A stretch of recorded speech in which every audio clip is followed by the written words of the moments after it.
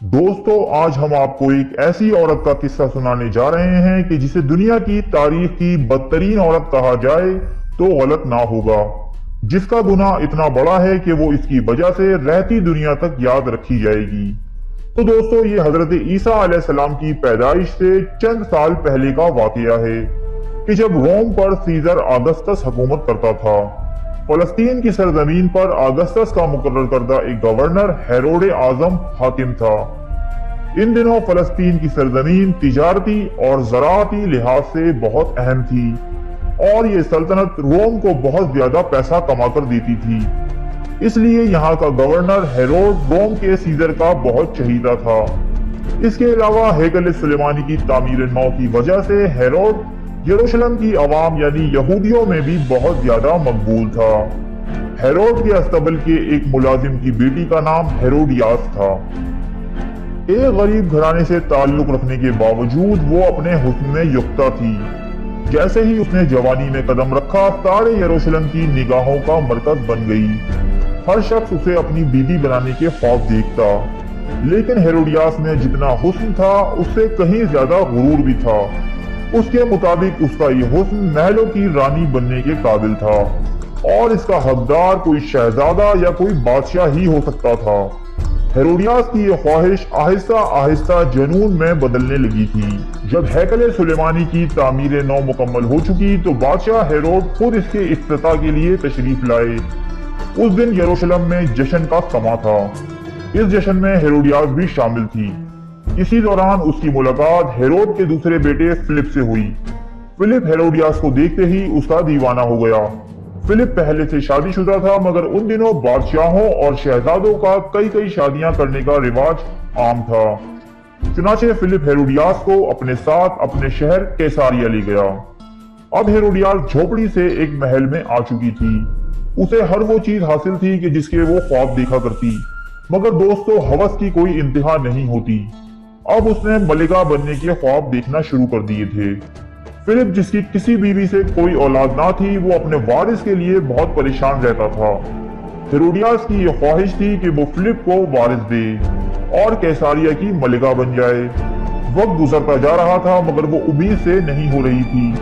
फिर एक दिन उसकी एक कनीज ने इसे एक बूढ़ी औरत के बारे में बताया, जो कि शहर से बाहर एक गार में रहती है।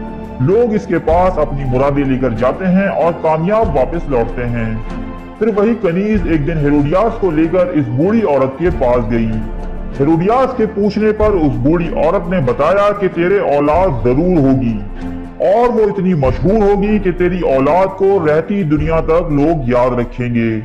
ये सुनकर हेरोडियास बहुत खुश हुई, मगर वो बूढ़ी औरत फिर से बोली, लेकिन तेरी औलाद अपने गुनाह अजीम की वजह से याद रखी जाएगी। ये सुनकर हेरोडियास वहां से वापस चली आई। चंद ही दिनों बाद हेरोडियास उम्मीद से हुई और उसके घर एक लड़की पैदा हुई जिसका नाम सलोमी रखा गया।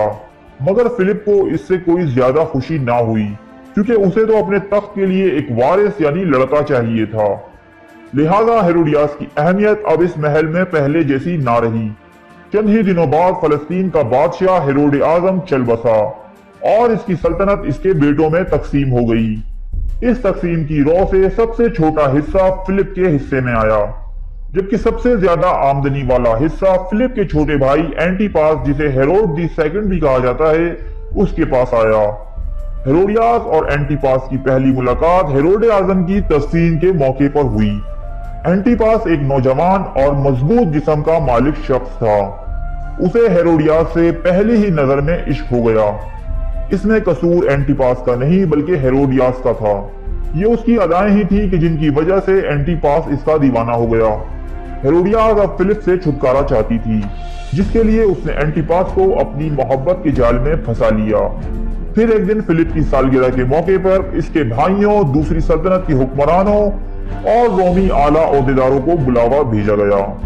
एंटीपास तो जैसे इसी मौके की तलाश में था, वो हेरोडियास की मोहब्बत में खिंचा चला आया। यहाँ तक कि हेरोडियास ने बहुत ही चालाकी से अपने हुस्न का इस्तेमाल करते हुए इससे ये वादा लिया कि वो हेरोडियास को अपनी मलिका आलिया बनाएगा। और फिर वो दोनों एक दिन मौका देखकर यहाँ से भाग निकले। इस मामले पर फिलिप और एंटीपास के दरमियान कई जंगें भी हुई। बाद रोमन हुकूमत की मदाखलत के बाद दोनों में सुलह हो गई। एंटीपास के कुछ इलाके फिलिप को दे दिए गए और हेरोडियास एंटीपास के हिस्से में आई। इन दिनों हजरत जकरिया अलैहिस्सलाम के बेटे हजरत याया अलैहिस्सलाम बनी इसराइल के लोगों में तबलीग फरमाया करते थे। उन्हें ईसाई हजरात यूहन्ना के नाम से भी जानते हैं। आपका अंदाज़े गुफ्तगू निहायत ही शीरी और नरम था। लोग जोक दर जोक आपकी बातें सुनने चले आते और आपकी तालीमात से मुतासिर हुए बगैर ना रह पाते। उन दिनों यहूदी आलिम ज्यादातर रोमी सल्तनत के पिट्ठू होते थे और हक बात कहने से घबराते थे, लेकिन हजरत याया अलैहिस्सलाम हर किस्म के खौफ से पाक अपने लोगों की तबलीग किया करते और आप खुले अल्फाजों में बादशाह एंटीपास के इस अमल की मुखालफत करते कि उसने अपने भाई की बीवी से शादी कर ली थी। बादशाह एंटीपास ने तो इस जानिब कोई तवज्जो ना दी, मगर हेरोडियास जो कि सल्तनत की मलिका थी, उसने आपको गिरफ्तार करने का हुक्म दे दिया और आप अलैहिस्सलाम को अपने बाग की सैराबी के काम पर लगा दिया। हेरोडियास ने कई मर्तबा एंटीपास को इस बात पर उकसाया कि वो हजरत याया अलैहिस्सलाम के कत्ल का फरमान जारी कर दे, मगर एंटीपास ना माना। हेरोडियास और फिलिप की बेटी सलोमी, जिसकी खूबसूरती ने अपनी माँ को कहीं पीछे छोड़ दिया था। कई शहजादे और बादशाह इसके ख्वाब देखा करते थे। एक दिन महल की खिड़की से बाग का नजारा कर रही थी कि उसकी नजर हजरत याया अलैहिस्सलाम पर पड़ी। हजरत याया अलैहिस्सलाम के चेहरे पर एक मासूमियत और खुदा ताला की तरफ से एक ऐसा नूर था कि वो मुतासिर हुए बगैर ना रह पाई। उसने हजरत याया अलैहिस्सलाम को अपने महल में तलब किया और उन्हें दावत गुनाह दी, लेकिन हजरत याया अलैहिस्सलाम ने उसे जवाब दिया कि मैं तुझे देखना भी गुनाह समझता हूँ, और वहां से चले आए। इस बात से सलोमी के दिल में इंतकाम की आग जलने लगी। वो खूबसूरती कि जिस पर उसे गरूर था, उसे एक कैदी ने ठुकरा दिया था। वो दिन रात इसी एहसास में जलने लगी, हत्ता कि बादशाह एंटीपास की सालगिरह का दिन आ पहुंचा, जिसमें शिरकत के लिए बहुत से हुक्मरान और रोमी नुमाइंदे शामिल थे। बादशाह के कदमों में तोहफों के ढेर लगे थे।